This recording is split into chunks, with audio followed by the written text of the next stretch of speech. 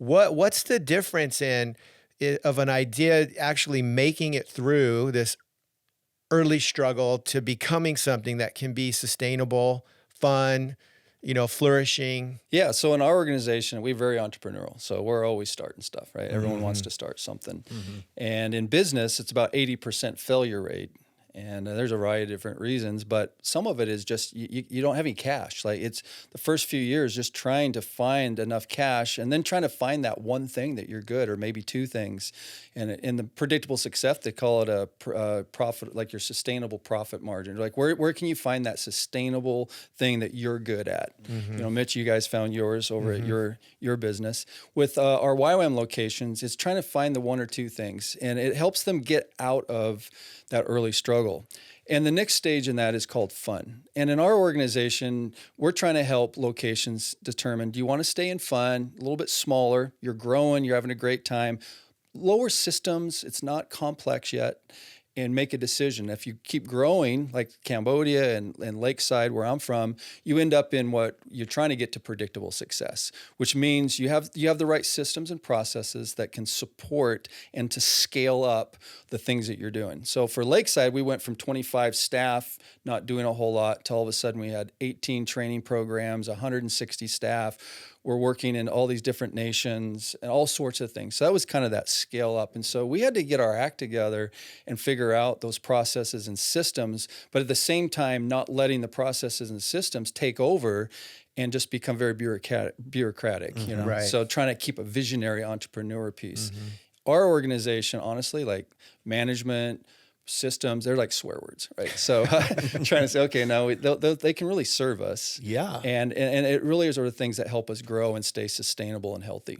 The structuring of an organization that has so much life in it, because there's so much energy in those startup years. It's amazing. And it's generating all this stuff, but it's also very messy.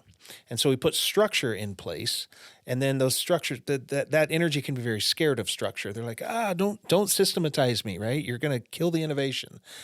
And maybe so, but when you build the right kind of structures, it actually supports life. And there's more, like you can only build a certain height in a building with brick and mud, right? But you start adding steel and concrete, boom, up it goes. And that's what structures are for. But it's fascinating because oftentimes that bureaucratic energy does take over, and it kills life. And that is such a delicate balance to keep your eye on when you're building an organization. Well, and usually what I understand too is a business in the startup phase and early struggle, it's got a high visionary type person. It does. And so that person is seeing, they're willing to light fires, do whatever it takes.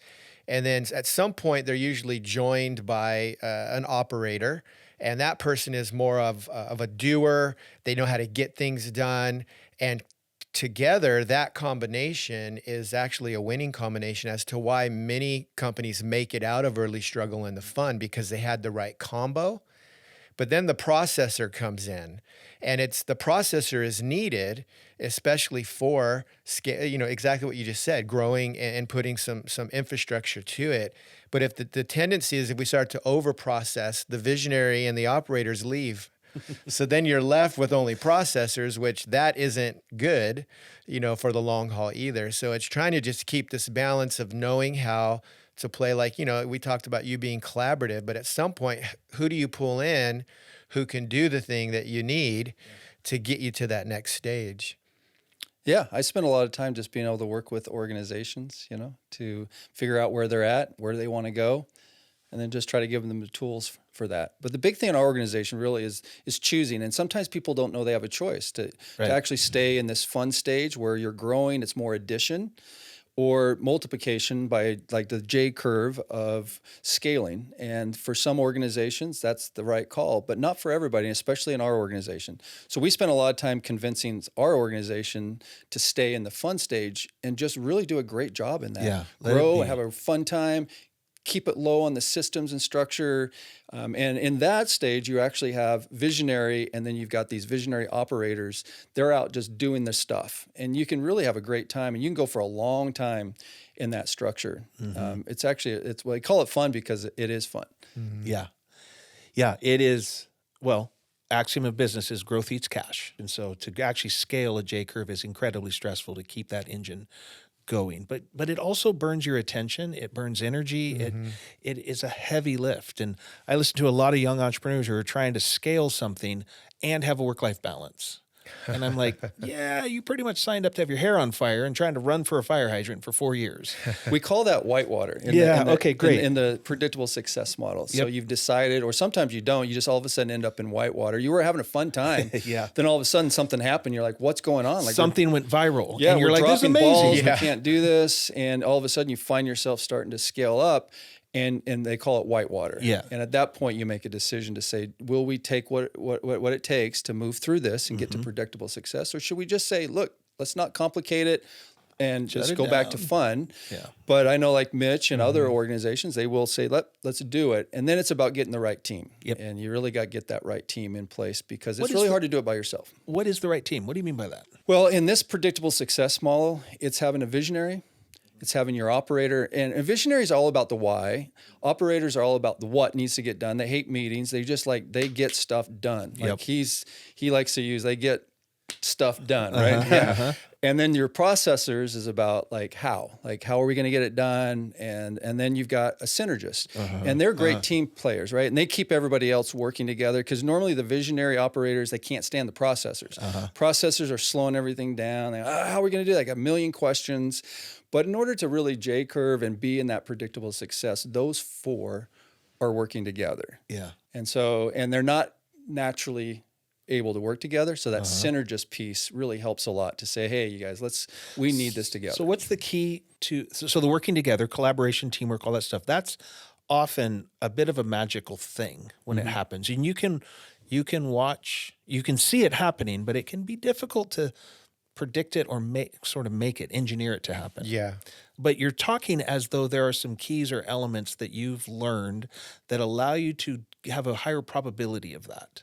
Yeah, What are so those? if you go to predictablesuccess.com, there's actually a free leadership assessment that you can take there, leadership style, and it's what we're talking about here.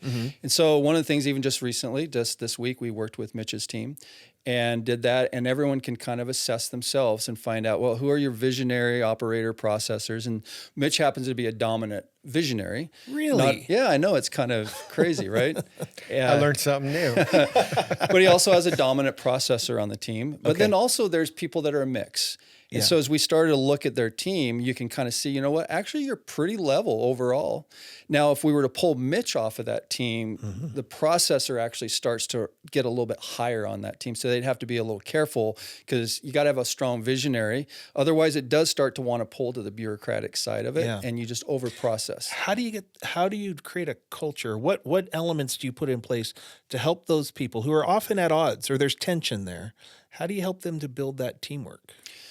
Well, for me, honestly, it comes down to if founders or the executive leader, if they're not on board and don't see it, you're never going to happen. So working with Mitch and Carrie, they see that and they want to do that. They want to be able to turn this business over at some point, and they want to be in predictable success and realizing that you need kind of that balance of all of the different traits of a visionary operator, processor, synergist. Yeah. I don't know, Mitch, if you want to speak to that. Yeah. Well, I think culture is a big part of it. And, but sometimes we think we want something, but deep down inside, we're not willing to do the hard but worth it work, right? So the vulnerability of what it means to hand it off to people. Are they gonna love it the way you love it? You got to take your hands off certain preferences and let them actually run it in different ways too. And culture is a big part of it, I think. And here at our company, we have always pulled people in and thought the future of the company was in people and empowering in an autonomous, decentralized environment. You know, our philosophy is lead always, manage when necessary. So management isn't the answer by default, but we do need to manage certain things at times, but let's limit that so people feel like they can actually chart their own path to getting a result done, because we know that is actually the best motivator to our work anyway. So, well, and to stay in that predictable success, the visionary, the owner, they have to really embrace that processor piece, and it's not easy because it slows some things down. Because in fun, you're making decisions very quick and you can implement very quick. Predictable success, you're just slowing the decision making down. But you can implement quick because you got the right processes and systems. But a lot of times that visionary processor, the visionary is like, yeah, we need a process, just not for me. Like, you know, I'm the owner. Like, it's for everybody else, you know. But I appreciate with Mitch is that, you know, he's kind of going to live by the things he put together. But sometimes the visionaries, and even the operators, because operators, they just want to get stuff done. And they're like, I do not need another process in my way.